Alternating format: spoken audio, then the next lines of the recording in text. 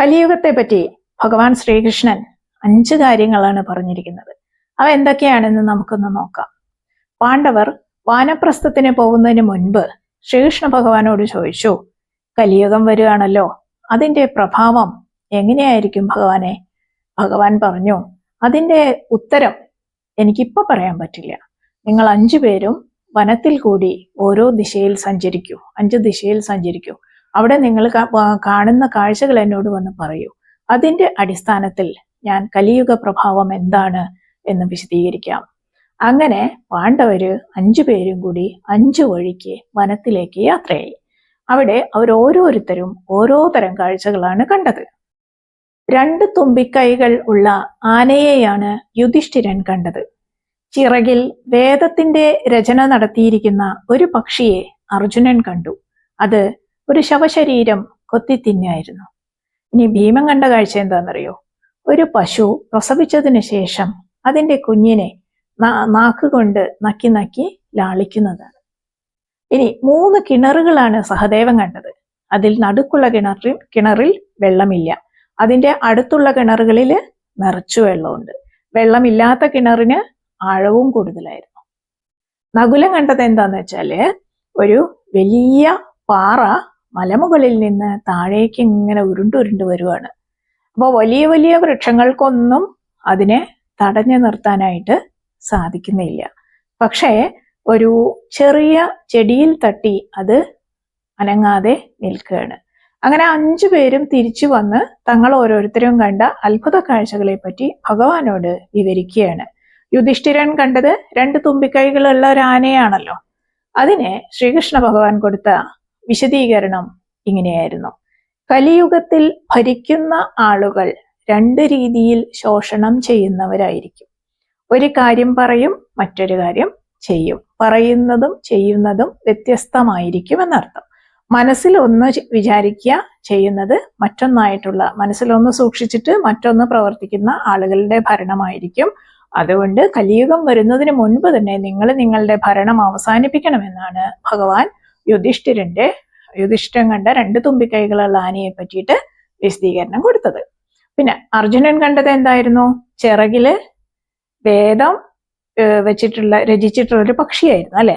അപ്പൊ ശ്രീകൃഷ്ണ ഭഗവാൻ അതിന് കൊടുത്ത വിശദീകരണം എങ്ങനെയായിരുന്നു? കലിയുഗത്തിൽ ഇതുപോലെയുള്ള മനുഷ്യരായിരിക്കും ഉണ്ടാവുക അധികമായിട്ടും. അവര് നല്ല ജ്ഞാനികളൊക്കെ ആയിരിക്കും.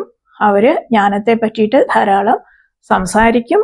അവരുടെ പ്രവൃത്തി പക്ഷെ ദുഷ്ടന്മാരുടെ പോലെയാവും. പിന്നെ ആര് മരിക്കുന്നു എന്ന് ആൾക്കാരുടെ മരണം കാത്തിരിക്കും. എന്തിനാ? അവരുടെ സ്വത്തുക്കളും സ്ഥാനമാനങ്ങളും ഒക്കെ കൈക്കലാക്കാൻ വേണ്ടിയിട്ട്. ഓരോ പദവിയിലും ഇരിക്കുന്ന ആളുകളുടെ സ്ഥാനം നേടിയെടുക്കാൻ വേണ്ടിയിട്ട് അവരുടെ മരണം കാത്തിരിക്കും എന്നാണ് പറയുന്നത്. പിന്നെ ഓരോ ജാതീയ സംഘടനകളുടെയൊക്കെ തലപ്പത്തിരിക്കുന്ന ആൾക്കാര് എപ്പോഴാ മരിക്കണേന്ന് നോക്കിയിരിക്കുക. അവരാണല്ലോ, ജ്ഞാനികളാണല്ലോ അവിടെ ഇരിക്കുക. ആ സ്ഥാനത്ത് ഇരിക്കാൻ വേണ്ടിയിട്ട് ഒരുപാട് പഠിച്ച ആളുകൾ ഉണ്ടാവും. പക്ഷെ അവരുടെ ചിന്ത പൈസയും സമ്പത്തും പദവിനെയൊക്കെ പറ്റിയിട്ട് ആയിരിക്കും അങ്ങനെയുള്ള ചിന്ത. അങ്ങനെയുള്ള ആളുകൾക്ക് ധാരാളം സ്വത്തും വാരിക്കൂട്ടാൻ സാധിക്കും. പിന്നെ പറഞ്ഞത് ഭീമസേനൻ കണ്ട പശുവിനെ കുറിച്ചായിരുന്നു. പ്രസവിച്ച ശേഷം കിടാവിനെ നക്കി നക്കി ലാളിക്കുന്ന പശുവിനെ കുറിച്ച് കലിയുഗത്തിലെ മനുഷ്യർ ശിശുപാലകർ ആയിരിക്കും.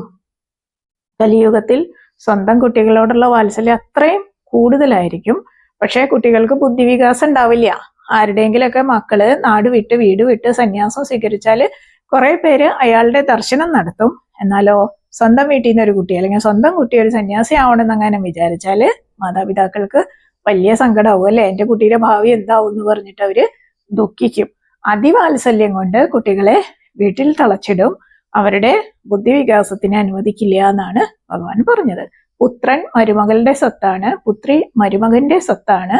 നിങ്ങളുടെ ശരീരം മരണത്തിന്റെ സ്വത്താണ്, നിങ്ങളുടെ ആത്മാവ് പരമാത്മാവിന്റെ സ്വത്താണ് എന്നറിയുക. അതുകൊണ്ട് ശാശ്വതമായ ബന്ധത്തിനെ പറ്റി അറിയേണ്ടത് അത്യാവശ്യമാണ്. സഹദേവൻ കണ്ടത് 3 കിണറുകളല്ലേ. അതിന് നടുക്കുള്ള കിണറിൽ വെള്ളം ഉണ്ടായിരുന്നില്ല അല്ലെ. ചുറ്റുമുള്ള കിണറുകൾ നിറഞ്ഞു കിടക്കുന്നുണ്ടായിരുന്നു. അതിന് ഭഗവാൻ പറഞ്ഞ വിശദീകരണം ഇങ്ങനെയായിരുന്നു. കലിയുഗത്തില് മനുഷ്യൻ വിവാഹത്തിന് അല്ലെങ്കിൽ ഓരോ ചടങ്ങിനും ഉത്സവങ്ങൾക്കൊക്കെ ഒരുപാട് പൈസ ചെലവാക്കും. എന്നാൽ സ്വന്തം വീടിനടുത്ത് ആളുകള് പട്ടിണി കിടന്ന് മരിക്കുന്നത് അവര് കാണില്ല.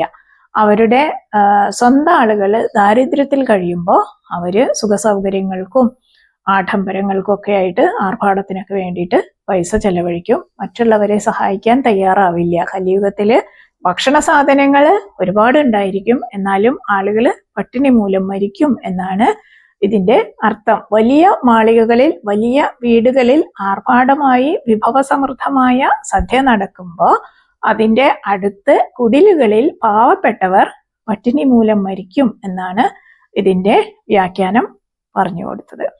പിന്നെ അവസാനമായിട്ട് നകുലനാണ് പറഞ്ഞത്. അദ്ദേഹം എന്താ കണ്ടേ? ഒരു വലിയ പാറ മുകളിൽ നിന്ന്, കുന്നിന്റെ മുകളിൽ നിന്ന് താഴേക്ക് വരുന്നു. വലിയ വലിയ വൃക്ഷങ്ങൾക്കൊന്നും അത് തടക്കാൻ പറ്റുന്നില്ല, എന്നാൽ ഒരു ചെറിയ ചെടിക്ക് അതിനെ തടഞ്ഞു നിർത്താൻ സാധിക്കുന്നു.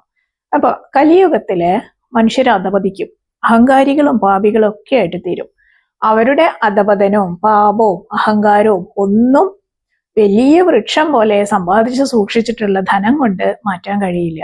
ചെറിയ ചെടി പോലെയുള്ള നാമജപം കൊണ്ട്, അല്ലെങ്കിൽ ഹരിനാമജപം കൊണ്ട് മാത്രമേ മോക്ഷം കിട്ടുകയുള്ളൂ എന്നാണ് പറഞ്ഞത്. കലിയുഗത്തിലെ മോക്ഷം കിട്ടാൻ ഏറ്റവും എളുപ്പമുള്ള മാർഗം നാമജപമാണ് എന്ന് നമ്മൾ കേട്ടിട്ടുണ്ട് അല്ലെ. എല്ലാവരെയും ഭഗവാൻ അനുഗ്രഹിക്കട്ടെ.